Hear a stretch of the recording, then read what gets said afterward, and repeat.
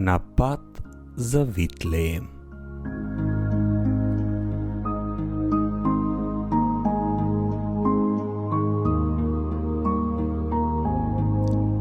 Кој е мојот ближен? Не е едноставно да се одговори на ова прашање. Не можеме да се чувствуваме одговорни за сите луѓе, а тоа би било и нереално. Човекот кој му го поставил прашањето на Исус се чувствува несигурен. Дали е исправен по редокот во кој се живее љубовта кон ближниот? Сака да го слушне Исусовиот совет. А Исус одговара на необичен начин. Тој раскажува една приказна парабола. Кои се главните ликови во Исусовата парабола? Некој човек, разбойници, свештеник, левит, самарјанец и гостилничар. Еден човек слегуваше од Ерусалим во Ерихон. Кој е тој човек? Исус не му го спомнува името. Некој несретник? Нема лична карта. Загрозените обично немаат име. Тие се безимено мноштво анонимни броеви. Може да биде било кој, односно секој човек во неволја. Некој јудеец или араб, старец или момче, сиромав или богат, католик, православен, муслиман. Знаеме само дека е човек, патник, а тоа на Исус му е најважно. И таков еден човек го сретнаа разбойници кои го сооблекоа и му направија рани и се отидоа оставајќи го полумртов. А кои се тие разбойници? Символ на сите оние кои го загрозуваат човечкиот живот, правата и достоинството. Тие се слика за анонимни центри на моќ, кратци, организиран криминал, монопол, нехуманост и искористување на страдањето на луѓето. А сето тоа за да го зголемат профитот и да си обезбедат моќта. Еден свештеник, кога ги виде, си замина. Свештеникот се уште мирисел на темјен од храмот Божји, а требало и душата да му мириса на надприродната добрина и љубов затоа што во домот Божји бил во допир со Севишниот. Зошто Исус го спомнува токму свештеникот? Затоа што свештеникот треба да биде експерт за хуманост.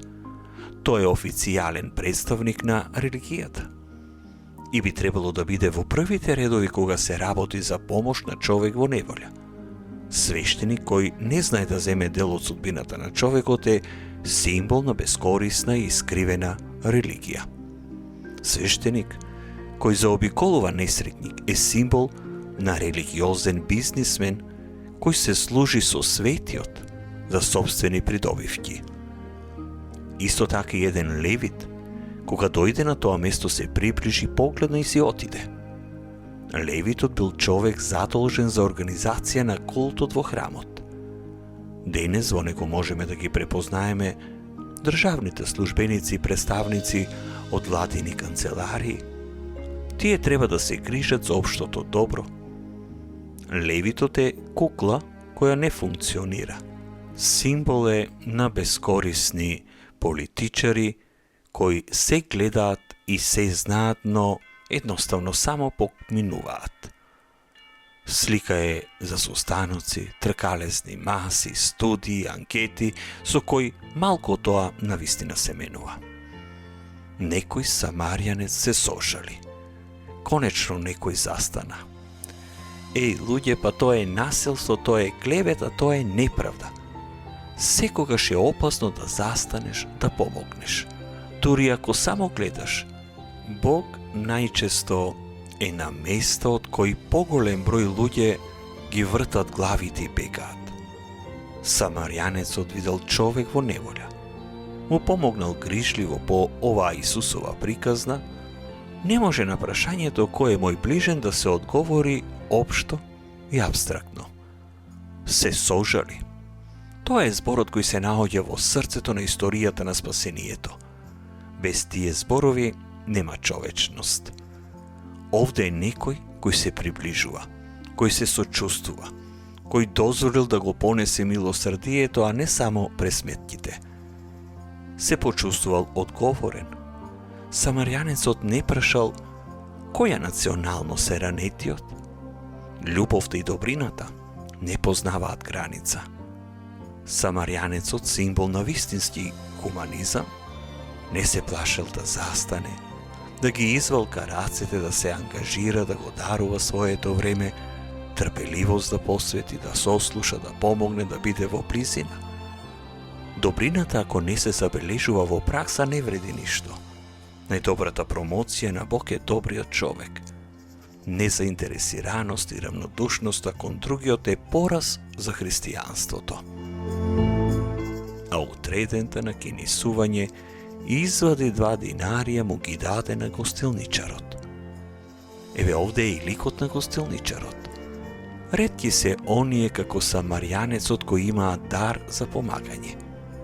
Меѓутоа гостилничарот, оние кои имаат дар да заработи на туѓа неволја и добрина, гостилничарот сето тоа добро, дебело го наплатил, а не му паднало на памет можеби да ги поделат трошоците.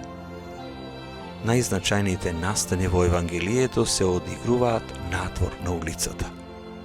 Бог најчесто се наоѓа надвор од црковните врати и некој го среќаваме на нашите секојдневни патишта. Ќе го најдеме во сите луѓе кои имаат потреба од нас.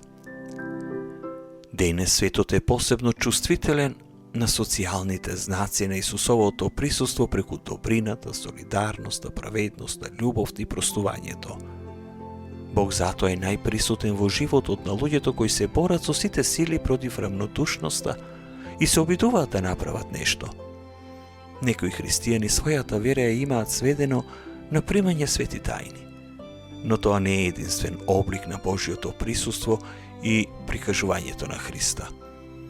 Христијаните во светот треба да бидат препознатливи по дела, а не само преку светите тајни.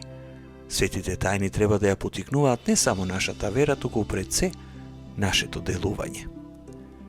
Денес, за жал, стана нормално својата одговорност кон ближниот да ја ставиме во рацете на специализирани институции.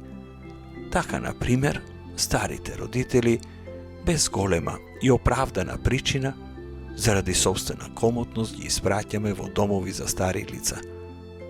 Не ги забележуваме сиромашните затоа што постојат социјални служби надлежни за нив. Болните деца ги испраќаме во специјални институции наместо со собствената топлина да им пружиме дом и љубов. Срцата ни остануваат затворени, затоа што ги оддалечуваме од себе оние кои можат да ги отворат.